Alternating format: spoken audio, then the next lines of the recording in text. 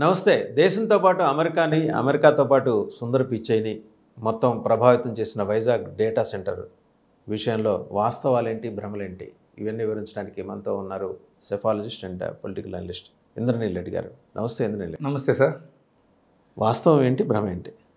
First of all sir, YSRCP టైంలో వైజాగ్ సమ్మిట్లో సైతం చాలా క్లియర్గా ఏం చెప్పారు అంటే, అదానీ వాళ్ళు డేటా సెంటర్ తీసుకొస్తున్నారు అనేది అనౌన్స్ చేసి ఉన్నారు. అదానీ వాళ్ళు కూడా ఒక స్టేట్మెంట్ కూడా ఇచ్చి ఉన్నారు. ఇక్కడ ఇప్పుడు జరుగుతుంది ఏంటి అంటే, అప్పుడు వైఎస్ఆర్సీపీ తెచ్చిన దానికి దీనికి సంబంధమే లేదు, ఇది కంప్లీట్లీ గూగుల్ అనేది టీడీపీ వాళ్ళ వాదన.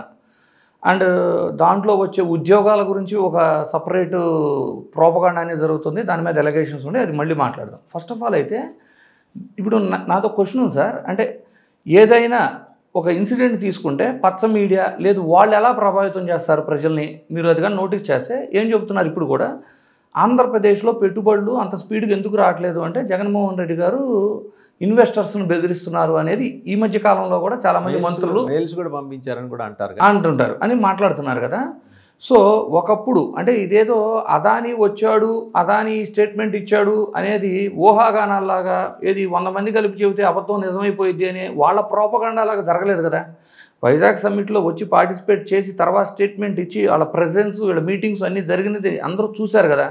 సో ఇప్పుడు నేనేమంటున్నానంటే, అదానీ వాళ్ళకి గూగుల్ వాళ్ళకి ఇప్పుడు సంబంధం లేదు, ఇది వైఎస్ఆర్సీపీ తీసుకొచ్చిన ప్రాజెక్ట్ కాదు అంటే మీ భాషలోనే, అంటే టీడీపీ వాళ్ళ భాషలో నేనేమడుగుతున్నా అంటే, అదానీని బెదిరించి వెళ్ళగొట్టారా, అదానీని బెదిరించి వెళ్ళగొట్టి గూగుల్ని తీసుకొచ్చారా? దీనికి ఆన్సర్ చేస్తారా? చేయరు. ఏంటంటే వీళ్ళు ఎలా ఉండిద్దంటే సార్, ఒకటి నిజం దాస్తారు, 2 ప్రోపగండా ఎక్కువ, అంటే పబ్లిసిటీ ఎక్కువ చేసుకుంటారు, 3 అసలు వేరే వాళ్ళ క్రెడిట్ని వీళ్ళ సొంతం చేసుకోవాలని చూస్తారు. అది ప్రధానంగా, అది వాళ్ళకి వెన్నతో పెట్టిన విద్య. మీరు కానీ ఇప్పుడు దావోస్కి వెళ్దాం సార్, ఒక ఎగ్జాంపుల్ మీకు అర్థం అవడానికి మనందరికీ. దావోస్కి వెళ్దాం. వైఎస్ఆర్సీపీ హయాంలో దావోస్కి వెళ్ళి ఎంఓయూలు చేసుకొని అనౌన్స్మెంట్ చేస్తే అప్పుడు ప్రతిపక్షంలో ఉన్న టీడీపీ కానీ జనసేన కానీ ఏం మాట్లాడారు, మన దేశంలో ఉన్న ఇన్వెస్టర్ తీసుకురావడానికి మీరు అంతర్జాతీయ సమ్మిట్కి వెళ్ళి దావోస్లో ఇన్వెస్టర్స్గా మన దేశంలో ఉన్న ఇన్వెస్టర్స్ని తీసుకురావాల్సిన, అంటే వీళ్ళని తీసుకొచ్చారు తప్పితే ఇంటర్నేషనల్గా ఏం తెచ్చారు అనేది వాళ్ళు కామెంట్ చేశారు సార్. అంటే వాళ్ళ కామెంట్లోనే ఫస్ట్ అట్లీస్ట్ దేశంలో ఉన్న అపర కుబేరులు లాంటి ఎంటర్ప్రెన్యూర్స్ని తీసుకొచ్చారు అనేది ఒకటి కమిట్ అయ్యారు. రెండోది వాళ్ళు ఏమన్నారు, మీరు విదేశాలకు వెళ్ళి దేశంలో ఉన్న ఎంటర్ప్రెన్యూర్స్ని తీసుకొచ్చేది అని అన్నారు. సరే అట్లా ఆగుదాం.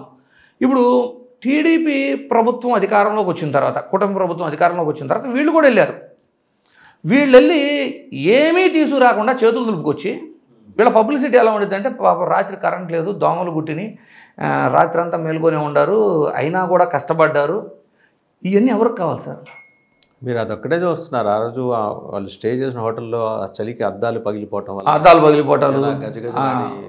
అంటే రగ్గులు తీసుకెళ్ళలేదు, మేము స్వెటర్లు తీసుకెళ్ళలేదు. అంటే ఇవన్నీ ఏంటంటే చాలా దరిద్రమైన సామెతలు ఉంటాయి, మంగళవారం సామెతలు. ఆ టైపులో మీరు దావోస్కి వెళ్ళి తెచ్చింది ఒక పెద్ద సున్నా. మళ్ళీ స్టేట్మెంట్ ఏంటి, ఒక అంతర్జాతీయ సమ్మిట్కి వెళ్ళినప్పుడు అప్పటికప్పుడు ఎంఓయూలు రావు, మన ప్రపోజల్స్ అక్కడ పెట్టొచ్చిన తర్వాత ఎప్పటికో వస్తాయి, మన యొక్క అంటే మన రాష్ట్రంకి మనం ఎలాంటి ప్రోత్సాహకాలు ఇస్తామనేది వరకు ప్రజెంట్ చేసి వచ్చాము, ఇట్స్ ఎ గుడ్ మీటింగ్ అని కంక్లూడ్ చేశారు. ఈ చేతకానితనాన్ని, అంటే ఆడకెళ్ళి ఏమీ తీసుకురాని దాన్ని కవర్ చేయడానికి అంటే, చలి ఎక్కువగా ఉంది, అద్దాలు పగిలిపోయినాయి, రాత్రి నిద్రలేదు, కరెంటు పోయింది, ఆ రోడ్ల మీద నడిచారు, అసలు ఈ ఎవరికి కావాలి? సో మీరు కంపేర్ చేసుకోండి. దావోస్కి వెళ్ళిన వైఎస్ఆర్సీపీ తీసుకురాగలిగింది, వాళ్ళే ఒప్పుకున్నారు. ఏ విధంగా ఒప్పుకున్నారు అంటే, అంతర్జాతీయంగా ఏం తేలేదన్నారు తప్పితే దేశంలో ఉన్న వాళ్ళని తీసుకొచ్చారని వాళ్ళే ఒప్పుకున్నారు. వీళ్ళు వెళ్ళి ఏమీ తేలేకపోయారు. నెక్స్ట్ వైజాగ్ ఇన్వెస్టర్ సమ్మిట్కి వెళ్తే 13 లక్షల కోట్ల ఎంఓయూలు అగ్రిమెంట్లు అయినాయి. అందులో కూడా మీరు మేజర్గా తీసుకుంటే రెన్యూబుల్ ఎనర్జీ మీదే ఆల్మోస్ట్ అరౌండ్ 10 crores వరకు ఇన్వెస్ట్మెంట్స్, 10 lakh crores వరకు ఇన్వెస్ట్మెంట్స్ అయినాయి. సో రెన్యూబుల్ ఎనర్జీ ఆ రోజున ఏదైతే జగన్మోహన్ రెడ్డి గారు అగ్రిమెంట్లు చేయడమో, జగన్మోహన్ రెడ్డి గారి హయాంలో తీసుకొచ్చినవి ఏదైతే ఉన్నాయో అవి ఈరోజు కంటిన్యూటీలో లేదు. ఆ రోజు అనౌన్స్ చేసింది ఏది ఒక్కటైనా కంటిన్యూలో లేదు అని ఈరోజు చెప్పగలరా కుటుంబ ప్రభుత్వం? ఎందుకంటే అన్నీ ఉండే సార్. వాళ్ళు ఎవరిని తీసుకొచ్చారు? ఏదో ఏది అమరావతి సిఆర్డిఏ రిలేటెడ్గా డిజైన్ల కోసం సింగపూర్ వెళ్ళాము. ఈ round Singapore technology, Netherlands technology, దక్షిణ కొరియా టెక్నాలజీ, ఇట్లా పేర్లు మార్చుకుంటూ, కన్సోర్టియాలు మార్చుకుంటూ, కన్సల్టెన్సీలు మార్చుకుంటూ ప్రజలను పిచ్చోళ్ళు ఏం చేయలేదు కదా. మనకు ఎవరు తెలుసు? ఒక అంబానీ. అవును, ప్రపంచ కుబేరులో ఒక అతనికి భారతదేశంలో ఉన్న బిజినెస్ నెట్వర్క్ ఎంతది, అతను ఎంత పెద్ద ఎంటర్ప్రెన్యూర్ మనకు తెలుసు. ఒక అదానీ ఏ స్థాయి వాడో మనకు తెలుసు, ఒక మిట్టల్ ఏ స్థాయి వాడో మనకు తెలుసు, ఒక జిందాల్ ఏ స్థాయి వాడో మనకు తెలుసు, ఒక బిర్లా కంపెనీ ఎలాంటిదో మనకు తెలుసు, ఒబరాయ్ కంపెనీ ఏ స్థాయిదో తెలుసు. ఇలాంటి వాళ్ళు దిగ్గజాలను తీసుకొచ్చింది. అంతేగాని సో ఇవన్నీ ఎలా ఉంటాయంటే సార్, ఇప్పుడు వచ్చిన వీళ్ళు ఎవరు? అదానీ, అంబానీ, బిర్లా, మిట్టల్ అవ్వచ్చు, జిందాల్ అవ్వచ్చు, వీళ్ళల్లో ఎవరన్నా అగ్రిమెంట్ చేసుకునేవి కానీ వాళ్ళు అనౌన్స్ చేసిన ఇన్వెస్ట్మెంట్స్ కానీ ప్రోగ్రెసివ్గా ఉన్నారా లేరా? ఉన్నారు కదా. వీళ్ళల్లో ఎవరైనా డ్రాప్ అయ్యారని కూటమి ప్రభుత్వం చూపించగలదా? కాకపోతే చూడండి ఎంత విషప్రచారం. నాకు ఇక్కడ అంటే జాలి సార్. నాకు వీళ్ళ మీద కోపం కంటే కూడా ఒక జాలి ఎవరి మీద అంటే టీడీపీ కార్యకర్తలు వీళ్ళు ఉంటారు చూడండి సార్. అంటే నవ్విడేస్ ఎడ్యుకేషన్ లెవెల్స్ పెరుగుతున్న కొద్దీ మనము ఈ రోజున ఎలా అయిపోయినాయి అంటే న్యూస్ పేపర్ కరపత్రాల్లాగా అయిపోయినాయి సార్. పాంప్లెట్స్ అంటే ఒక పొలిటికల్ పార్టీ యొక్క పాంప్లెట్ లాగా అయిపోయినాయి. సో నేనేమంటా, మీరు చదివేదేదో 2 పార్టీల పేపర్లు చదువుకోండి. అసలు నిజాలు ఒక నిర్ధారణకు రండి. మీ విచక్షణ మీకు ఉండాలి కదా.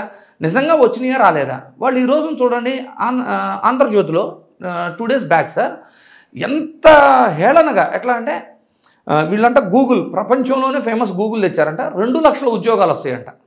ఫస్ట్ ఆఫ్ ఆల్ కూటమిలోనే ఒక ఉమ్మడిగా ఒక మాట లేదు. అది 200 ఉద్యోగాలని విష్ణుకుమార్ రాజు ఎమ్మెల్యే గారు చెబుతారు. ఆయన చెప్పేది వాస్తవం, ఎందుకంటే ఆయన ఐటీ బ్యాక్గ్రౌండ్ అతను. డేటా సెంటర్ అంటే ఎక్కడెక్కడో ఉన్న వాటి ఒక data processing data centre sir. అది స్టోరేజ్ పాయింట్ అది. సో అక్కడ 200 కాకపోతే 500 జాబులు ఉంటాయి. ఇక అంతకు మించి అయితే ఛాన్సే లేదు. ఒకప్పుడు నేను మైక్రోసాఫ్ట్ తీసుకొచ్చా అంటారు. ఈ రోజుకి హైదరాబాద్లో మైక్రోసాఫ్ట్లో ఎంతమంది ఎంప్లాయీస్ ఉన్నారు అడగండి. సన్ మైక్రో సిస్టమ్స్, జావా ఇవన్నీ కోర్ కంపెనీ కదా, అంటే వాళ్ళ ఫౌండర్ కంపెనీ. సన్ మైక్రో సిస్టంలో ఇండియాలో మ్యాక్సిమం ఉంటే దేశం మొత్తం మీద కలిపి 500 మంది ఎంప్లాయీస్ ఉంటారు సార్. సో ఈ పెద్ద పెద్ద కంపెనీలు తెచ్చాము అంటే తెచ్చారు, ఆ క్రెడిట్ తీసుకోండి. బట్ ప్రజలను ఎందుకు మభ్య పెడతారు? ప్రజలను ఎందుకు మోసం చేస్తారు? 2 లక్షల ఉద్యోగాలు వస్తాయని మోసం చేయటం కదా. గూగుల్ వాళ్ళది వస్తాయేమో. ఎట్లా వస్తాయి సార్? గూగుల్ వాళ్ళది ప్రపంచంలోనే అతిపెద్ద డేటా సెంటర్ వర్జీనియాలో ఉంది. ఇది దార్శనికతకి సంబంధించిన అంశం అండి, అలా వస్తాయి. అది కరెక్ట్ కాదన్నా సార్. ఇప్పుడు సరే మనం తీసేయండి సార్, కూటమి వాళ్ళని ఒప్పియండి, ఫస్ట్ బీజేపీ వాళ్ళను ఒప్పియండి. లేదు మనం వైజాగ్ టైటిల్ ఇప్పుడు అండి, they are not telling anything. Janasena కానీ బీజేపీ కానీ ఏం మాట్లాడలేదు అసలు. మాట్లాడారు సార్ విష్ణుకుమార్ రాజు గారు చాలా క్లియర్గా. నేను ఐటీ బ్యాక్గ్రౌండ్ మాట్లాడింది. నేను అనేది బీజేపీ రాష్ట్ర అధ్యక్షుడు కానీ లేకపోతే జనసేన అధ్యక్షుడు కానీ దీని మీద ఇంతవరకు ఏం మాట్లాడింది లేదు. ఎలా మాట్లాడగలరు సార్? పాపం ఇవన్నీ ఎలా ఉంటాయంటే అబద్ధం చెప్పే బదులు తప్పించుకు తిరగటం మేలు అన్నట్టు, కనబడకుండా ఉంటే కొన్ని రోజులు బెటర్ అన్నట్టు ఉంది వాళ్ళ పరిస్థితి. ఒక తప్పించుకు తిరుగువాడు అంతే. ఇప్పుడు చూడండి సార్, మీకు నేనేమంటానంటే వర్జీనియాలోనే 3000 జాబులు లేవు. అంటే ప్రపంచంలోనే గూగుల్ యొక్క అతిపెద్ద డేటా సెంటర్ వర్జీనియాలో 3000 జాబులు లేనప్పుడు వస్తే ఒకవేళ 3000 కాకపోతే 5000 వస్తాయేమో సార్. ఎందుకంటే కాస్ట్ కటింగ్ అంటే కాస్ట్ ఎఫెక్టివ్గా లెక్కేసుకుంటే అమెరికాతో శాలరీతో పోల్చుకుంటే పెద్ద గొడవ అవుతుంది కానీ don't look at my back add అని చెప్పేసి అది వేరులేదు సార్. దాని గురించి మనం అప్రస్తుతం కానీ నేనేమంటానంటే వీటిల్లో ఏదైనా ఒక కంపెనీ డ్రాప్ అయింది అని చూపిలేరు కదా. నెక్స్ట్ గ్రీన్కో కంపెనీ తెలుసు. గ్రీన్కో రెన్యూబుల్ ఎనర్జీ చివరికి పవన్ కళ్యాణ్ గారు లేదు చంద్రబాబు గారు వీళ్ళు కూడా విజిట్ చేసి అద్భుతంగా డెవలప్ చేశారు అది ఇది అని పొగిడారు. కాదు ఇప్పుడు ఏం చెబుతారంటే వాళ్ళ కార్యకర్తలకి మనం వచ్చిన తర్వాత ఇదంతా జరిగిపోయిందంట. చివరికి సిఆర్డిఏ రీసెంట్గా భవనం కట్టారు కదా సార్, ఆ సిఆర్డిఏ భవనం కూడా ఆల్మోస్ట్ 70% కన్స్ట్రక్షన్ వైఎస్ఆర్సీపీ హయాంలోనే జరిగింది. వాళ్ళు చెప్పిందే ఇదంతా. నేను ఈరోజు చెప్పేది కదా సార్, 2014 to 2019 మధ్య సిఆర్డిఏ పనులు కేవలం 10% మాత్రమే అని వాళ్ళు చెప్పిన స్టేట్మెంట్ ఉంది. ఫర్దర్గా ఏముంది, 2024 జూన్లో వీళ్ళు అధికారంలోకి వచ్చే టయానికి విత్ అంటే కన్స్ట్రక్షన్ ఫొటోస్తో సహా ప్రూఫ్స్ ఉన్నాయి ఎంతవరకు కంప్లీట్ అయిందని. సో మీరు అసలు ప్రాబ్లం ఏంటి అంటే గత గవర్నమెంట్ తెచ్చిన వాటిని చూపించడానికి ప్రాబ్లం ఏంటి? ఇందాక ఆంధ్రజ్యోతి గురించి మాట్లాడుతున్నాం కదా సార్. ఆంధ్రజ్యోతిలో ఎంత హేళనగా రాశారు అంటే వీళ్ళు తెచ్చిందేమో క్వాంటమ్ తెచ్చారంట, వీళ్ళేమో గూగుల్ తెచ్చారంట, జగన్మోహన్ రెడ్డి ఏమో ఫిష్ మార్క్లు లేదు మటన్ మార్క్లు తెచ్చాడు. అదే ఎందుకు సార్? ఏ స్థాయి ఉద్యోగం ఆశపడే వాళ్ళు ఆ స్థాయిలో ఉంటారు. ఇప్పుడు ఐటీ చదువుకున్న వాళ్ళకి ఐటీ జాబ్ ఎంత ఇంపార్టెంటో, కింద స్థాయిలో సెల్ఫ్ ఎంప్లాయిడ్గా ఆశపడే వాళ్ళకి కూడా ఒక భద్రత చూపించాల్సిన బాధ్యత అయితే ప్రభుత్వం మీద ఉంటుంది. ఉంది. వాళ్ళని కించపరిచి మాట్లాడాల్సిన అవసరం ఏముంది? First of all. నెక్స్ట్ మనకి బైఫర్గేషన్ అయిపోయి రాష్ట్ర పునర్విభజన జరిగిన తర్వాత మన రాష్ట్రంలో ఇమ్మీడియట్గా మనం గ్రోత్ ఉండాలి, మనకు రెవెన్యూ పెరగాలి, మనం సర్ప్లస్లోకి వెళ్ళాలి అంటే మనకున్న వనరులు ఏంటి? సహజ సిద్ధంగా మన ఆంధ్రప్రదేశ్కు ఉన్న ఎసెట్స్ ఏంటి? వనరులు ఏంటి అంటే మనకేముండే సార్? రిసోర్సెస్. అత్యధికమైన తీర ప్రాంతం ఉంది, 972 స్క్వేర్ కిలోమీటర్స్ తీరం ఉంది, తీర ప్రాంతం ఉంది. సో తీర ప్రాంతాన్ని అడ్వాంటేజ్ తీసుకున్నారు. నేషనల్ గవర్నమెంట్ అప్పటికే కోస్టల్ కారిడార్ పనులు స్టార్ట్ చేసింది. ఎక్కడి నుంచి చెన్నై నుంచి కలకత్తా వరకు కోస్టల్ కారిడార్ స్టార్ట్ చేసింది. సో దాన్ని మనం టార్గెట్ చేసి ఇప్పుడు చూడండి, మీకు ఆల్రెడీ దేశంలో ఉన్న మేజర్ పోర్టులు గుజరాత్లో ఒకటి ఉంది, ముంబైలో ఒకటి ఉంది, చెన్నైలో ఒకటి ఉంది. ఈ 3 పోర్టులు హైలీ ఆక్యుపైడ్ సార్. సో కొత్తగా వచ్చే ఏ ట్రాన్స్పోర్టేషన్ అయినా అలా అరేబియా సముద్రం అంతా తిరిగి బంగాళాఖాతం దాటి పైన కలకట్టాకి వెళ్ళి డంపింగ్ చేసుకొని మళ్ళీ కలకట్ట ఆ చివరి నుంచి మన సౌత్ ఇండియా వరకు ట్రాన్స్పోర్టేషన్ ఏదైతే ట్రైన్ కానివ్వండి లేదు లారీల త్రూ కానీ ట్రాన్స్పోర్టేషన్ అవుతుంది. సో సౌత్ ఇండియాలో మనకి చూడండి, మనకి హైయెస్ట్ తీర ప్రాంతము యాక్సెసిబిలిటీ కోస్టల్ కారిడార్కి పైనే మన పోర్టులు ఉంటాము. సో అది నేషనల్ గవర్నమెంట్తో ఈ ప్రపోజల్ అంతా పెట్టి నాబార్డ్ ఫండ్స్ వాడుకున్నారు, నేషనల్ గవర్నమెంట్ ఫండ్స్ వాడుకున్నారు, అన్నీ వాడుకొని 10 ఫిషింగ్ హార్బర్స్ అవ్వచ్చు, 4 పోర్ట్లు అవ్వచ్చు, ఎగ్జిస్టింగ్ పోర్టులు డెవలప్మెంట్ అవ్వచ్చు. దాని విజన్ అనరా సార్? అది కదా. అంటే ఈ విజన్ మార్కెటింగ్ చేసుకోలేదు, ఆ విజన్ ఏంటంటే లేని దాన్ని కూడా మార్కెటింగ్ చేసుకున్నారు. లేనిది కదా సార్. అసలు వాళ్ళ జీవితంలో వాళ్ళు చేసింది ఏ రోజు ఏం లేదు. వాళ్ళు ఏంటంటే గతంలో జరిగిందంతా మా వల్లని చెబుతారు. లేదు వాళ్ళదంతా ఎలా ఉంటుందంటే సార్, నేను ఒక చిన్న ఎగ్జాంపుల్ చెబుతానండి. బుల్లెట్ ట్రైన్స్ అనేవి ప్రపంచంలో ఎప్పుడో ఉన్నాయి. మన భారతదేశంలో మోడీ గారి గవర్నమెంట్లో ఆల్రెడీ ఒక bullet train project almost inauguration స్టేజ్కి వచ్చేసింది. సో ఇది 30 ఏళ్ళకి రానివ్వండి, 50 ఏళ్ళకి రానివ్వండి, ముందు ఒక స్టేట్మెంట్ వదిలేసి ఉంచితే అది జరిగిన రోజు ఇది మా బాబు గారు చెప్పారు, మా విజనరీ చెప్పారని క్రెడిట్ వీళ్ళు తీసుకోవడం తప్పితే దానికి ఏమన్నా మీరు డిపిఆర్ ఇస్తారా? పోలవరంకే డిపిఆర్ ఇవ్వలేదు సార్. పోలవరంకి ఎందుకు బడ్జెట్ మారింది? మీరు DPR updated DPR modified DPR అడిగితే 2014 to 19 మధ్య మనమంతా ఒక కుటుంబంలో ఉన్నాం. ముందు మీరు ఫండ్స్ రిలీజ్ చేయమన్నారు, కానీ డిపిఆర్ లేకుండా ఫండ్స్ ఎవరు అనే కామన్ సెన్స్ కూడా లేకుండా దాన్ని డిలే చేశారు. ఇప్పుడు కూడా అంతే కదా. ఇప్పుడు మనకు అసలు బుల్లెట్ ట్రైన్ అవసరం ఉందా అంటేనే మళ్ళీ వీళ్ళు ఎలాగ మాట్లాడతారంటారు. బుల్లెట్ ట్రైన్ వచ్చినప్పుడు వచ్చింది సార్, అది ఎలాగో మన అవసరాలకు తగ్గట్టు నీడున్న రోజు ఎలాగో వస్తుంది. కాదు స్టేట్మెంట్ ఏ చూస్తే ఏమైందంటే ఆ విజనరీ పడి ఉంటుంది మన కింద. 20-30 ఏళ్ళ తర్వాత అయినా మన కార్యకర్తలు మన మీడియా ఇక ఆ రోజు భజన చేస్తారు, ఆ రోజే చెప్పారు, అప్పటి నుంచి కష్టపడితే ఈరోజు వచ్చింది అన్నట్టు. సో ఈ పోర్ట్లు, ఫిషింగ్ హార్బర్సు, ఇది కదా సార్ విజన్. సరే వీటిల్లో ఏదన్నా జగన్మోహన్ రెడ్డి గారు ఇనిషియేషన్ లేదు, మేము వచ్చి స్టార్ట్ చేసామని చెప్పగలరా వాళ్ళు? లేదు, జగన్మోహన్ రెడ్డి గారు తప్పు చేశారు కాబట్టి ఆ విజన్ బాగాలేదు కాబట్టి మేము ఆపేయగలమని ఏమైనా చెప్పగలరా? చెప్పలేరు. సో చూడండి సార్ ద డిఫరెన్స్. అసలు ఫస్ట్ ఆఫ్ ఆల్ సార్ అసలు ఎన్ని కాదు సార్, నేను ఒక చిన్న ఎక్స్ప్లెనేషన్ ఇస్తాను చూడండి. జగన్మోహన్ రెడ్డి గారు రాజకీయాల్లోకి ఎంటర్ అవ్వకముందే హీఈజ్ సక్సెస్ఫుల్ ఎంటర్ప్రెన్యూర్. ఇది వాస్తవమా కదా? నిజమే. అది అంటే టీడీపీ వాళ్ళు అయితే అసలు 1,00,000 కోట్లు ఒక వేరే లెవెల్లో, అది వాళ్ళు ఏ విధంగా చెప్పినా జగన్మోహన్ రెడ్డి గారిని ఆకాశంలోనే చూస్తారు టీడీపీ వాళ్ళు, ఎందుకంటే హీఈస్ ద సక్సెస్ఫుల్ ఎంటర్ప్రెన్యూర్ అనే లెక్కలో. అయితే నేనేమన్నానంటే మీరు చంద్రబాబు గారికి జగన్మోహన్ రెడ్డి గారికి ఎంటర్ప్రెన్యూర్ పాయింట్ ఆఫ్ వ్యూలో కానీ కంపారిజన్ చేస్తే జగన్మోహన్ రెడ్డి గారు చేసిన వ్యాపారాలు ఏంటి? పవర్ ప్రాజెక్ట్స్, పెద్ద పెద్ద కన్స్ట్రక్షన్స్, లేదు మీడియా ఛానల్ అవ్వచ్చు, పేపర్ అవ్వచ్చు, సిమెంట్ ఫ్యాక్టరీస్ అవ్వచ్చు. వీటిల్లో ఎక్కడైనా పేద ప్రజలు కానీ సామాన్య ప్రజలకు కానీ ఇబ్బంది కలిగేది ఏమన్నా ఉంటుందా? లేదు, వాళ్ళు చేసుకోగలిగింది అంటే సామాన్య ప్రజలు మధ్యతరగతి ప్రజలు చేసుకునే వ్యాపారాన్ని ఈయన గంపకొత్తగా ఈయన లాక్కునేమని చేసుకున్నారా? ఈయన చేసిన ఏ వ్యాపారం తీసుకున్నా కూడా ఒక rich man, a bigger entrepreneur మాత్రమే చేయగలిగే వ్యాపారాలే ఆయన చేశారు. సో పేద ప్రజల జోలికైతే ఆయన వెళ్ళలేదు కదా. ఇప్పుడు కంపారిజన్లో మనం చంద్రబాబు గారి దగ్గరికి వద్దాం. మనకి విజయ డైరీ అని రైతుల కోఆపరేటివ్ సొసైటీ మీద నడిచింది. ఇప్పుడు దాంట్లో సహకార సంఘానికి సంబంధించింది. ఆ కోఆపరేటివ్ సొసైటీలో లాభాలు వస్తే ఎవరికి వెళ్తాయి సార్? రైతులకి. స్టేక్ హోల్డర్స్ వాళ్ళే కదా, రైతులకే కదా వెళ్ళేది. మరి పాడి రైతులు అంటే సామాన్య ప్రజలు, పేద ప్రజలకి లాభాలు వస్తే పంచుకునే ఒక కోఆపరేటివ్ సొసైటీని గవర్నమెంట్ ఎంకరేజ్ చేయాలా, లేదు గవర్నమెంట్ మన హయాము అంటే ప్రభుత్వ హయాంలో దానికి నష్టాలు వచ్చే విధంగా వ్యవహరించి నష్టాలు వస్తున్నాయన్న కారణంగా దాన్ని మూసివేసి అదే ప్రాంతంలో మీరు చెబుతుంటే గుర్తొస్తుంది, చిత్తూరు వెళ్తుంటే పెద్ద పెద్ద గేట్లు కనిపిస్తాయి విజయ డైరీ. అది ఎప్పుడు మూసేశారు తెలుసా? చంద్రబాబు గారు సీఎంగా ఉన్నప్పుడు.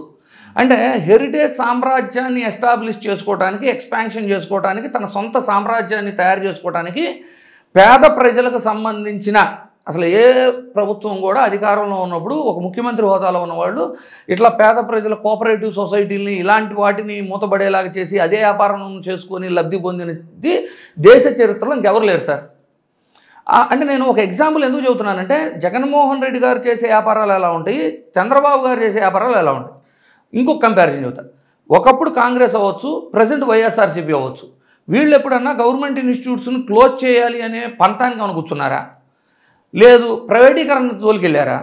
పైపెచ్చు మీరు ఇరిగేషన్ ప్రాజెక్ట్స్ తీసుకున్నా, లేదు మెడికల్ కాలేజెస్ తీసుకున్నా, గవర్నమెంట్ ఇన్స్టిట్యూషన్స్ తీసుకున్నా, ఏదైనా కానీ ఒకప్పుడు కాంగ్రెస్ లేదు ఇప్పుడు వైఎస్ఆర్సీపీ నిర్మించినవో ఇనిషియేట్ చేసినవో.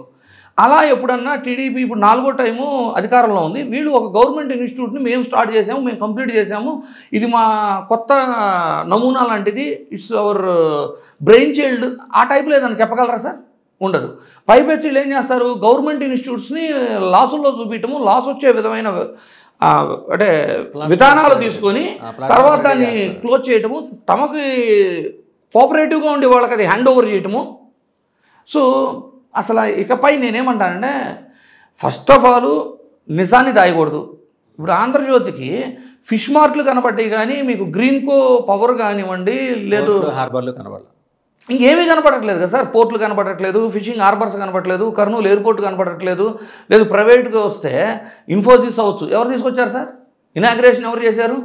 టీసీఎస్ సన్స్ వాళ్ళ అధినేతతో ఎవరు మాట్లాడింది ఇనిషియల్గా? జగన్మోహన్ రెడ్డి గారు కాదా? జిందాల్ అవ్వచ్చు, మీకు మిట్టల్ అవ్వచ్చు, ఉక్కు కర్మాగారం అవ్వచ్చు, ఏదైనా ఇనిషియేట్ చేసింది కానీ తీసుకొచ్చింది కానీ ఎవరు? వీళ్ళు వెళ్ళి మాకు అంటే ఒక పెద్ద సున్నాతో తిరిగొచ్చి, ఉత్త చేతులతో తిరిగొచ్చి కూడా పబ్లిసిటీ చేసుకుంటూ ఏదీ చేయకపోగా ఇప్పుడు మళ్ళీ ఆంధ్రజ్యోతిలో ఏం రాస్తారు, నిజాలు కప్పిపుచ్చి ఏదో ట్రోల్ చేయాలని చూస్తున్నారు. సో అసలు Jaganmohan Reddy is a real entrepreneur sir. ఒక బిజినెస్ మ్యాన్ని ఎలా ఆకర్షించి తీసుకొచ్చి మన రాష్ట్రంలో పెట్టుబడి పెట్టియచ్చు అనేది తెలుసు. కాకపోతే ఇటుపక్క వ్యక్తికి ఏంటంటే ప్రజల ఆస్తులు దోచుకోవడము, ప్రజల యొక్క అంటే ప్రజల ఆస్తికి సంబంధించిన గవర్నమెంట్ ఇన్స్టిట్యూషన్ ప్రైవేట్ చేయడం మాత్రమే తెలిసిన వ్యక్తి ఏమో విజనరీగా మిగిలిపోయాడు మీడియా బలంతో. ఇటుపక్క రియల్ ఎంటర్ప్రెన్యూరు, లేదు ప్రజలకు మేలు, అసలు ప్రజలకు సంబంధించిన విషయాల్లో ఎక్కడ ఇన్వాల్వ్ అవ్వాలి. అంటే ఆయన చేసిన వ్యాపారాల వల్ల ఏ ఒక్క సామాన్య ప్రజలకు కానీ ఇబ్బంది కలగలేదు. సో ఇక never before never after sir. Jaganmohan Reddy లాంటి నాయకుడు మనం చూడము.